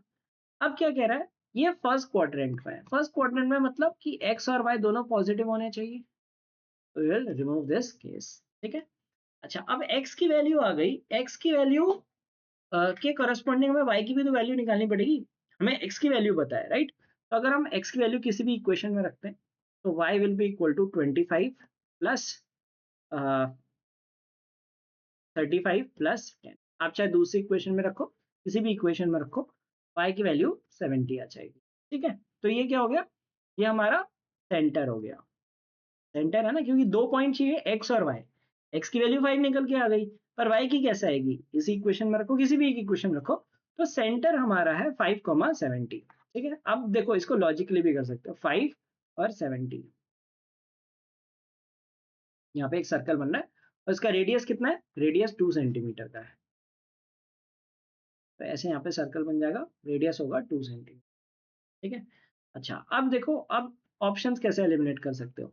3,0, क्या ये 0 तक पहुंच जाएगा? लाइक वाई की वैल्यू 2 सेंटीमीटर तो रेडियस है, यहाँ पे 70 है, 70 से डू करोगे तो 68 जाएगा, उससे नीचे तो जाएगा नहीं। ठीक है, लॉजिकली एलिमिनेट 0,3। ठीक है, ये 2 सेंटीमीटर अगर आप यहाँ भी ले लोगे तो ये 3 तक जाएगा, 5 है ना ये एक्स की वैल्यू, 0 तक जा नहीं सकता। ठीक है, 5,35, अभी हमने कहा कि 68 से नीचे जाएगा ही नहीं, तो 5,35 भी एलिमिनेट हो गया। तीन ऑप्शन से एलिमिनेट होगा, चौथा आंसर हो। ठीक है, पहले तो इस क्वेश्चन को देखते ही, मतलब I did not attempt this question at all, I saw the options, one option looked very weird, I mark that as the answer. वो मेरे को लगा कि यार ये कुछ अलग लग रहा है, मैंने मार्क कर दिया और वो सही भी हो गया। तो एग्जाम में ये नहीं देखते हैं कि आप क्या क्या प्रॉपर्ली सॉल्व कर सकते, देखते हैं कि आप कितना लॉजिक लगा सकते हो। तो देयर वर सम क्वेश्चंस जहां पे आप इस तरह से भी कर सकते थे, जैसे वो ट्रेन वाला क्वेश्चन था। ठीक है, ट्रेन बीच में मिलेंगी, सारे टाइम बाद के दे रखे हैं, तो एक ऑप्शन बचा, वो आंसर हो गया। ठीक है, तो दिस वाज द आंसर। अच्छा अब इसको वेरीफाई कैसे करते हैं, वेरिफिकेशन का भी तरीका बता देता हूँ। ठीक है, तो रेडियस क्या होता है, अगर आपको रेडियस बनाना है ना, तो रेडियस क्या करो कि इससे एक्स की, लाइक ये जो हमारा एक पॉइंट है, ये है क्या, √2 + 5 एंड √2 + 70, इससे एक्स की, एक्स कोऑर्डिनेट कितना है 5 है, वाई कोऑर्डिनेट 70 है। ठीक है, तो ये सब्ट्रैक्ट करोगे तो बच जाएगा √2, तो ये जो बचेगा plus this square should be equal to r²। ये वेरीफाई करने का तरीका है। ठीक है, तो ये हो जाएगा 2 + 2 दैट इज 4। तो ये वेरीफाई करने का तरीका है, क्या ये पॉइंट सर्कल में आएगा कि नहीं है, वेरीफाई भी हो गया। इतना सब करना की जरूरत ही नहीं है, अगर आप तीन ऑप्शन एलिमिनेट करोगे तो भी आपका आंसर आ जाएगा, बिकॉज उस सर्कल में तो बहुत सारे पॉइंट्स लाई करेंगे ना। तो this is one of the points. If you are preparing for SRCC GBO and are looking for mock tests, you can check our mocks, and there's a free mock also which is available. Okay, now here's the next question, which is on hexagons. It says there are 6 poles having height of 30 meters. They are fixed perpendicular on the ground in the sequence mentioned above in an arrangement forming a regular hexagon at the points that they touch the ground. ठीक है, तो यहाँ पे एक regular hexagon है। ठीक है, ABCD,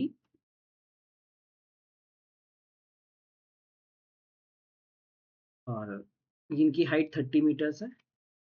अब हाइट से कुछ नहीं लेना देना है। ठीक है, अब ये क्या दिया है कि the shortest distance between the point of contact with the ground of any two consecutive poles is 8 metre. तो बेसिकली साइड लेंथ यहाँ पे 8 metre. A shed is to be constructed at the top but covering only the region ABCD। ABCD के ऊपर हमने shade बनानी है। How much canvas will be required to cover the stated region? तो height आपके लिए रेलेवेंट है, आपको इसका एरिया निकालना है। अब ये एरिया क्या होगा, दिस इज अ ट्रेपीजियम। ठीक है, ट्रेपीजियम कैसे होगा, ये पैरेलल जाएगा इसके। ठीक है, तो ट्रेपीजियम का एरिया कितना होता है, ट्रेपीजियम का एरिया होता है half area of base, sorry sum of parallel sides into distance between them.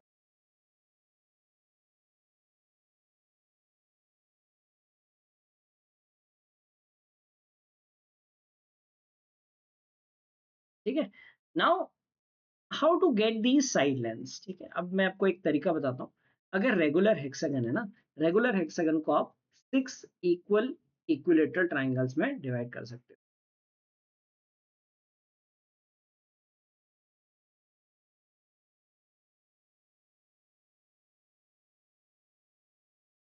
ठीक है, 6 इक्वल इक्विलेटरल ट्राइंगल्स में डिवाइड कर सकते हो। Now if you see like ये 8 है, ठीक है। तो ये भी यहाँ से यहाँ तक भी 8 हो जाएगा, और यहाँ से यहाँ तक भी 8 हो जाएगा, तो ये 16 हो गया। ये साइड लेंथ तो 16 हो गई, ठीक है। तो half sum of parallel sides तो आपकी। डिस्टेंस कैसे निकालोगे इनकी? अब यहाँ पे भी इंटरेस्टिंग चीज देखते हैं। ये इक्विलेटरल ट्राइंगल है, आप यहाँ पे परपेंडिकुलर ड्रॉप कर दो, ठीक है। अगर कोई इक्विलेटरल ट्राइंगल होता है, अब ये ऐसे स्लांट में तो आप विजुअलाइज नहीं कर पा रहे होगे।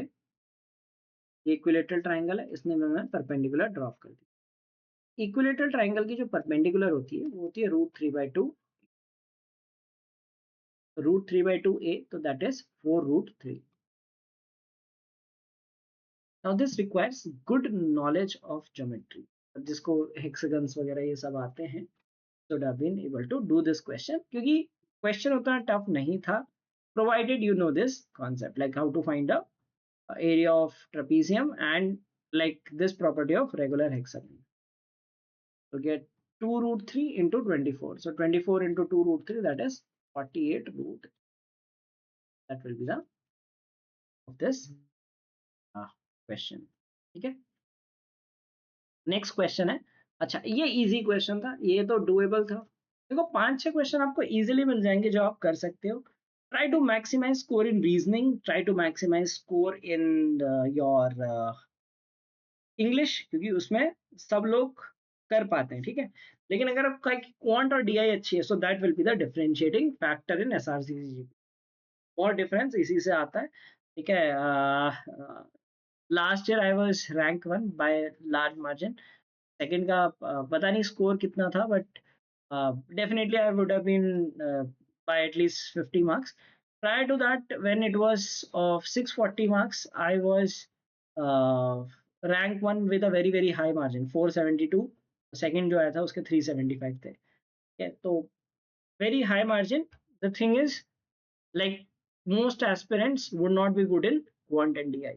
तो यहाँ पे आपका क्वांट और डीआई वाला जो फैक्टर है, अगर वो अच्छा है, सेक्शनल कट ऑफ होती नहीं है, या रीजनिंग बहुत आसान आती है, इंग्लिश भी डुएबल होती है। तो डिफरेंस क्रिएट होता है क्वांट और रीजनिंग से, क्वांट और डीआई से। तो डीआई में अगर कैलकुलेशंस अच्छी हैं और क्वांट में ऐसी टेक्निक्स वगैरह आती हैं, so you will be able to do good. A rectangular hall having seats of 1,000 people has to be built so as to allow 4.6.4 meter cube of air, ठीक है। तो 1,000 people है, 6.4 मीटर क्यूब, so वॉल्यूम कितनी हो जाएगी? Volume is 6,400, ठीक है। And 0.8 metre square of floor area, floor area कितना हो जाएगा? 0.8 इंटू 1,800, ठीक है। वॉल्यूम होती है length into breadth into height, और फ्लोर एरिया होता है length into breadth. Length of the hall is 8 metre, ठीक है। तो एल हमें 8 मीटर गिवन है। हमारी ब्रेथ कितनी हो जाएगी? ब्रेथ हो जाएगी हमारी 100, ठीक है। 800 और वॉल्यूम है 6,400, तो एच विल बी। ये काफी सिंपल क्वेश्चन था। क्या करना है? Area of 4 walls, area of 4 walls होता है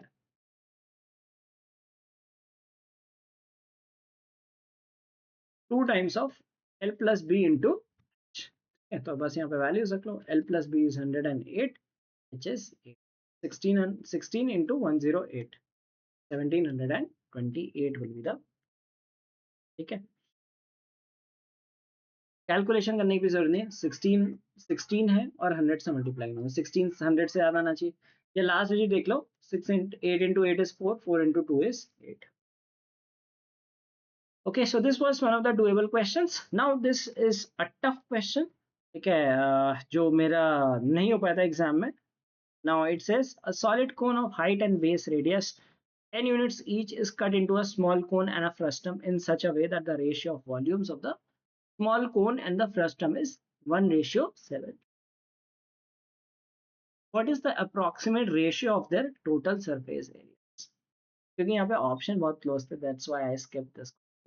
but I will do this question right now and tell you that how to approach it, क्योंकि वहां पे एग्जाम में तो बहुत कम टाइम रहता है राइट, और इतने क्लोज ऑप्शंस में आप अवॉइड ही करोगे। मैंने फर्स्ट पार्ट तो सॉल्व कर लिया था, रेडियस और सब निकाल लिया था, बट कैलकुलेशन फिर मैं देखा कि बहुत क्लोज ऑप्शन है तो avoid. Now see what is frustum. Frustum मतलब ये बड़ा कोन है, इसमें से एक ऊपर से कोन निकाल दो, ठीक है। अगर आपने कोन रिमूव कर दिया ना, जो बचता है उसे frustum, that is called frustum. तो यहाँ पे क्या दिया है कि जो स्मॉल कोन है और फ्रस्टम है उनकी वॉल्यूम है 1:7, ठीक है। यहाँ पे एक प्रिंसिपल बहुत इंपॉर्टेंट है समझना, इनकी वॉल्यूम 1:7। तो जब ये हम फ्रस्टम के क्वेश्चन करते हैं ना, instead of thinking of the frustum, think of to cons, एक स्मॉल कोन एक लार्ज कोन। इसकी वॉल्यूम 1 है और यू कैन से इसकी वॉल्यूम 7x है, तो नीचे वाले पार्ट की 7x हो गई, बड़े की हो जाएगी 8x, ठीक है। ये पहले, ये वो बहुत बेसिक वाली चीजें आपको पता होनी चाहिए, फिर हम इसको कैलकुलेशन वाले पार्ट में जाएंगे। ये बेसिक चीज अगर आपको पता होगी, अगर साइड्स हैं A/B में, तो जो एरियाज होते हैं ना वो होते हैं A²/B², चाहे वो सरफेस एरिया हो, चाहे वो स्क्वायर, मतलब एरिया ऑफ फिगर्स हो, right, in let's say 2D figures. और वॉल्यूम होती है A³/B³। तो यहाँ पे वॉल्यूम कितनी है, 1:8 है। देखो कभी भी फ्रस्टम करो ना, imagine of two different cones, a small cone as and a large cone, ठीक है, नॉट अबाउट द फ्रस्टम, ठीक है, specially these kind of questions. फिर इसमें सिमिलैरिटी की प्रॉपर्टी लगाएंगे। तो वॉल्यूम हमारी 1:8 है, तो हमारा रेशियो कितना हो गया, 1:2। तो साइड्स का रेशियो 1:2। तो बेसिकली अगर हम L अपॉन एल लें, मतलब सॉरी, पहले हम रेडियस से लेते हैं, radius upon radius, height upon height, या फिर ये, तो ये हमेशा 1/2 रहेंगी। ये चीज पहले समझनी जरूरी है, that the ratio is going to be 1:2। Okay, now we will solve this question. जो कौन था, उसकी हाइट एंड बेस रेडियस था 10 units. We will write all large radius, तो रेडियस लार्ज का 10 है और हाइट भी 10 ही है, इसलिए दो बार नहीं लिख रहे हैं, ठीक है। और इसकी कितनी है, 5 है। अच्छा, अब क्या होता है जो कर्व, देखो जो सरफेस एरिया होता है, पहले वो समझते हैं सरफेस एरिया क्या होता है कोन का। कोन का क्या होता है कि एक कर्व्ड सरफेस एरिया होता है, जो ये वाला पार्ट होता है ना, इसको बोलते हैं कर्व्ड सरफेस एरिया। जो ये वाला एरिया होता है इसे कर्व्ड सरफेस एरिया होता है। तो कर्व्ड सरफेस एरिया होता है आपका πr/l, ठीक है। और एल क्या होता है, एल जो होती है स्लांट हाइट होती है, मतलब ये मान लो एक कोन है, ये रेडियस है और ये हाइट है, ठीक है। तो यहाँ पे जो स्लांट हाइट होती है that is equal to under root r² plus h²। तो एल भी लिख लेते हैं, एल हो जाएगी आपकी 25 + 25 √50, तो 5√2 हो जाएगी 10√, ठीक है। तो πr/l होता है। हाँ, अब कर्व्ड सरफेस एरिया कितना आ जाएगा, स्मॉल कोन का और लार्ज कोन का, ठीक है। स्मॉल कोन का हो जाएगा πr, r is 5 and l is this, तो 25√2 पाई, और लार्ज का कितना हो जाएगा, 100√2 पाई, ठीक है। अब क्या होगा, एक हमें निकालना है जो बेस एरिया है।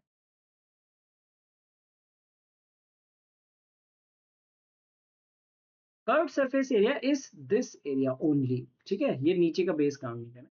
बेस एरिया कितना हो जाता है πr², तो that will be equal to 25 pi, और यहाँ पे आ जाएगा 100 पाई, ठीक है। अब ये चीज हमने समझ ली, अब हमें क्या निकालना है, हमें निकालना है ratio of total surface area. अब यहाँ पे कोन को अलग समझेंगे, फ्रस्टम को अलग। अगर हम कोन ले रहे हैं, ठीक है, इसका जो एरिया बनेगा वो बनेगा curved surface area plus area of base. Like आप फॉर्मूले से भी कर सकते हो, बट इसको थोड़ा समझो तो आपको समझ आएगा ये फॉर्मूला कैसे बनता है। ठीक है। तो ये curve surface area plus area of base, तो जो इसका टोटल सरफेस एरिया है ना, वो जो आपका कोन का है, अब यहाँ पे स्मॉल लार्ज की नहीं बात करेंगे, अब सीधे हम फ्रस्टम लिखते हैं। बाकी चीजें हमने स्मॉल और लार्ज के केस में की, हम सीधे फ्रस्टम में सीधे लिखेंगे। तो कोन का जो स्मॉल कोन का टोटल सरफेस एरिया है, वो हो जाएगा आपका pi r l plus pi r square. ठीक है, curved surface area plus base area, that is 25√2 plus 25 times of pi.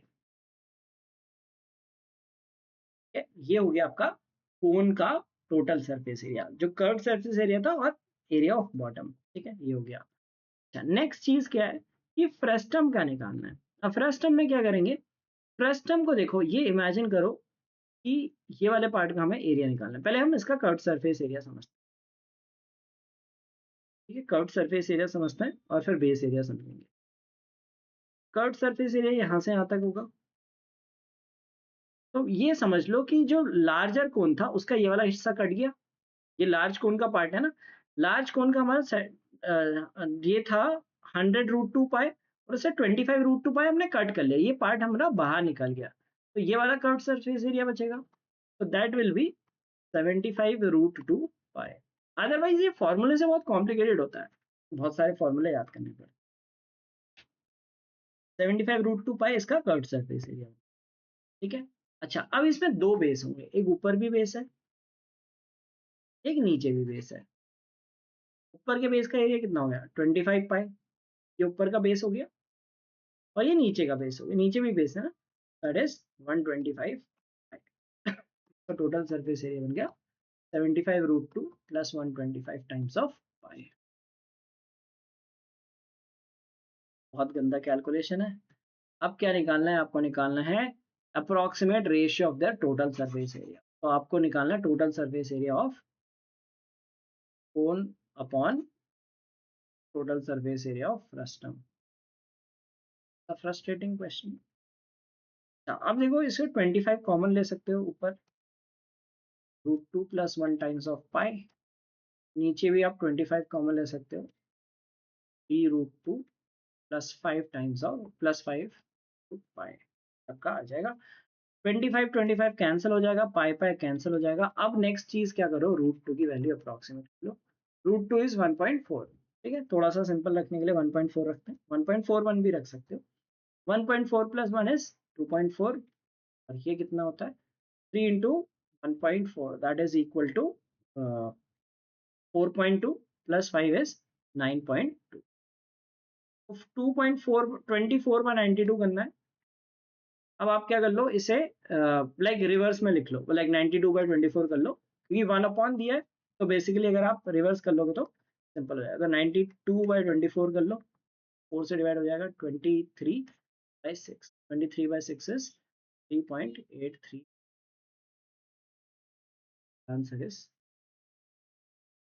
1:3.83। Again a question that could not have been done in the examination, but here we explain कि इसको कैसे किया जा सकता है। Exam में स्किप करने वाला क्वेश्चन है, ऐसे प्रैक्टिस, लेजर प्रैक्टिस के लिए सही है, डायरेक्ट कोई इसका अप्रोच नहीं है। Now this was an easy question. The cost of painting a spherical vessel of diameter 14 centimeter is 8624. What is the cost of painting per square centimeter? ठीक है, कॉस्ट ऑफ पेंटिंग, आपको sphere paint करना है, तो cost equal to rate into total surface. ठीक है, आपको cost की मैंने, आपको टोटल सरफेस ये निकाल सकते हो, रेट निकाल। ठीक है, तो total 8624, rate we need to find, so let us say r into total surface area of a sphere is 4 pi r square, 4 pi r square, r is, the diameter is 14, so r is equal to, so this will be now अब तो आपका r, अब देखो r निकालने का एक तो है कि आप इसको डिवाइड कर लोगे, 8624 अपॉन 4 into 22 into 7। ये बहुत कॉम्प्लिकेटेड सा तरीका है, मतलब कैलकुलेशन लगेंगे इसमें। ठीक है, और नो डाउट कि हो जाएगा, बट इससे कोई बेटर वे में करना है। लास्ट डिजिट से कर, लास्ट डिजिट अप्रोच करते हैं। 4 into 8, 4 into 2 is 8, 8 into 7 is 6. So r into some digit ending in 6 should give us last digit as 4. ठीक है, 6 into 3 करोगे तो कितना बनेगा 18, 3 नहीं पॉसिबल है। 4 करोगे तो 4 आएगा, पॉसिबल है, पुट ऑन होल्ड। 5 करोगे, 5 into 6 will give you 0, so not possible. And if you do 6 into 6 will give us last digit as 6. तो लास्ट डिजिट का भी कॉन्सेप्ट दिमाग में रखना होता है, that will save a bit of time in this. Otherwise आप करोगे तो हो भी जाएगा, 4 से डिवाइड करोगे तो you will gate 21 and 2 remains 22, that is 5, 2, 7 से कर लेते हैं 3, 0, 22 से कर लो, 22 into 1 is 22, 888। थोड़ा टाइम लगेगा, ऑप्शंस यूज करोगे लास्ट डिजिट के कॉन्सेप्ट से तो जल्दी कर। नेक्स्ट क्वेश्चन देखते हैं। In an isosceles triangle, the vertex angle measures 64 degree. What is the measure of each of the base angle? ठीक है यार, ये तो नहीं किया तो फिर तो कुछ बात नहीं। ये एंगल 64 डिग्री है, ये दोनों इक्वल है, तो ये कितने हो, x ले लो, 2x plus 64 is 180 degrees। ठीक है, that means 2x is 116 और x is 58। तो कुछ कुछ ऐसे सिटर क्वेश्चंस भी होते हैं एग्जाम में, तो ध्यान रखना कि आप पेपर देखो तो try to scan the questions. अगर थोड़े समय में आपको लग रहा है 30 सेकंड्स में कि ये बहुत लेंथी क्वेश्चन है, just skip it. If you feel that या this is a doable one, just go ahead and attempt it. ठीक है, तो थोड़ा इस तरह का आपको ध्यान रखना पड़ेगा कि लाइक इस फॉर्म में आपको क्वेश्चंस थोड़ा ढंग से देखने पड़ेंगे। Okay, now here's a question on geometry. So again, like as I said, that geometry is also of importance. Okay, the question says that uh, the sides PQ uh, and SR of trapezium PQRS are parallel with PQ being the smaller side. तो PQ smaller side है और RS बड़ी side है।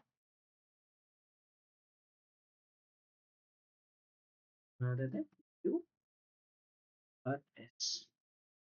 Now it says a parallelogram PQRT is formed। PQR और T एक parallelogram है, ये point T है। Now this is a parallelogram, so these will be parallel and these sides will be equal also, such that 10 ST is equal to 3 RS। 10 ST is equal to 3 RS का मतलब क्या है, ST upon RS equal to 3 by 10। ST upon RS is 3 by 10। ST की suppose हम 3x side ले लेते हैं तो RT कितना हो जाएगा, RT will be 7x। ठीक है, now what is the ratio of area of trapezium PQRS to the area of triangle QTS? ये 7x है तो ये भी 7x हो जाएगा, right. Triangle upon trapezium, triangle का एरिया क्या होता है, हाफ बेस इनटू हाइट, और ट्रेपीजियम का एरिया होता है half sum of parallel sides. Sum of parallel sides you can call it the sum of bases. आप बेस बोल सकते हैं ना उसे, या सम ऑफ पैरेलल साइड, जो भी इनटू हाइट होता है। ठीक है, तो हाफ हाफ कट जाएगा, हाइट सेम है तो एच एच कट जाएगा। Height is the perpendicular distance between, h h cut गया, b upon B1 plus B2। तो इसका बेस कितना हो गया, ट्राइंगल का बेस 3x है और इसका बेस कितना हो जाएगा 3x plus 7x, that is 10x। ये साइड हो गई आपकी 10x और ये साइड हो गई 7x, टोटल 17x आ गया आपका 3/7। ठीक है, अच्छा ट्रेपीजियम टू ट्राइंगल पूछा तो 17/3, मतलब हमने ये लिख लिया trapezium, just reverse the ratio is 17:3। So again, I would say that this was an easy question. अगर आपने ज्योमेट्री की है तो should have been able to do it. So there were some 4-5 easy questions, some moderate and some ultimately difficult ones. Now this was again a doable question. The number 199 can be written as x square minus y square, where x and y are natural numbers such that x is greater than y. What is the value of 2 times of x minus y? Square minus y square is equal to 199। तो ये क्या बनेगा, x plus Y into X minus Y is 199। थोड़ा अगर आपको पता है कि 199 प्राइम होता है तो बहुत अच्छी बात है, नहीं भी पता तो आप एक ट्रिक तो ही लगा सकते हो, एक्स प्लस वाई को 199 मान लो, एक्स माइनस वाई को 1 मान लो, ठीक है, 2 times of X minus Y 2 आ जाएगा। सॉल्व भी नहीं करना है, एक्स 100 वाई 99 आ जाएगा। तो it was an easy doable question. ऐसे क्वेश्चंस तो मिस नहीं करने चाहिए थे। इसीलिए पेपर देखना, कुछ क्वेश्चंस देखना अगर लग रहा है कि बिल्कुल ही अनफेमिलियर से, वो फर्स्ट टाइम तक कौन बहुत क्लोज ऑप्शंस छोड़ दिया, कोऑर्डिनेट ज्योमेट्री बिल्कुल नहीं आता, छोड़ दिया, ठीक है, टाइम स्पीड डिस्टेंस कुछ लग रहा है बहुत लेंदी है तो छोड़ दिया, ठीक है। अच्छा, अब ये कोऑर्डिनेट ज्योमेट्री का एक और क्वेश्चन है,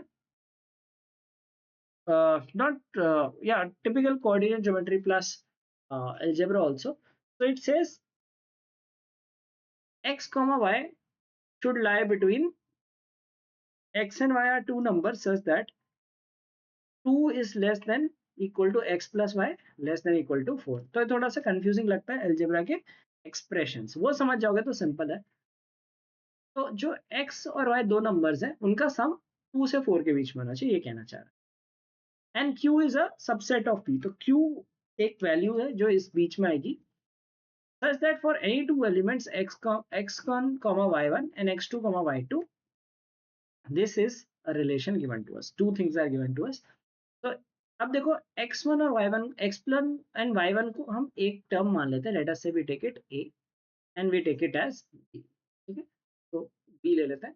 अगर आप इसको देखोगे a प्लस b हमें दिया है 6 और a भी दिया है 9, तो ये थोड़ा सा एक्सप्रेशन देखने में टफ था, पर एक्सप्रेशन एक बार अगर डिकोड कर लिया तो क्वेश्चन इजी था। मतलब I would rate it as a moderate question for a person who has covered all syllabus.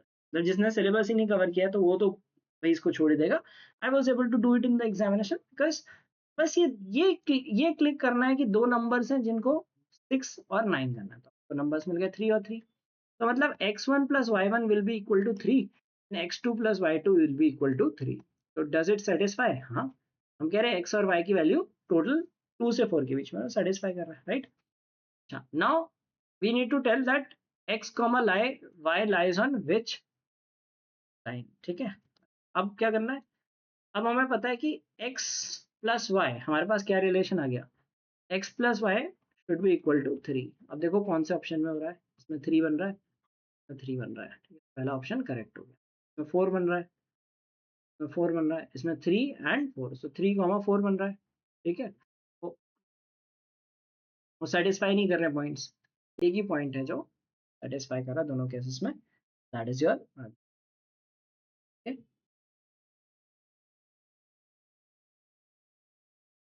So if you are preparing for SRCC GPO and are looking for a course wherein all topics are covered in a structured manner, okay, you can check our course. The link is given in the description of this video.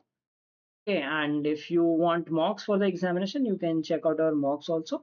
All right, we have 5 mocks for the examination on this latest pattern.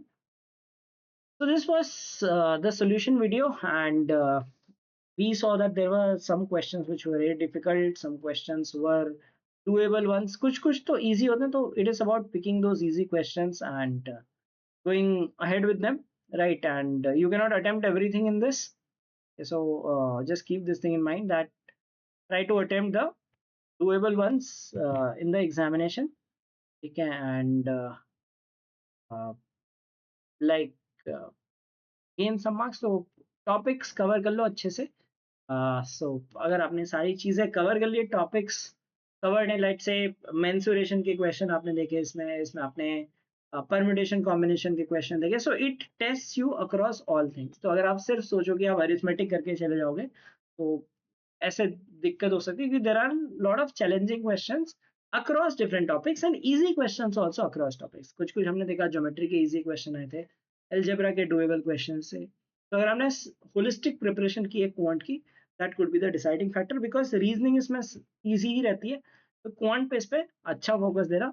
अगर आप पिछले उससे पहले के previous papers भी देखोगे उसमें भी क्वांट काफी चैलेंजिंग रही है। कि लास्ट ईयर का पेपर आप 2024 का भी जो है उसका भी सॉल्यूशन आपको हमारे हमारे चैनल पर मिल जाएगा, so just search for it and watch that solution as well. So thank you for watching this video and don't forget to like this video.